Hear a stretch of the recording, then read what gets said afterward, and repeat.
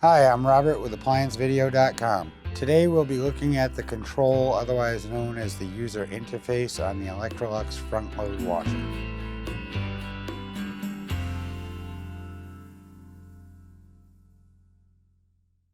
Stop. Before you begin any repair, unplug the appliance from the wall outlet. It is also recommended that you check for proper voltage. Remember to also turn off the water. A faulty user interface on the Electrolux front-load washer will cause you to not be able to select cycles. Or you may be able to select a cycle and not be able to start the cycle. To access this part, you must first remove the top cover.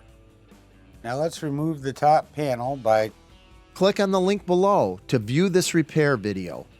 ApplianceVideo.com guides you step by step, giving you the confidence to avoid recalls and callbacks, also saving time on repairs. Whether you're up against an uncommon repair or the latest appliance on the market, our videos have been created with you in mind. Our growing library of videos have been produced using our factory-certified technicians who have extensive infield experience over the past 30 years.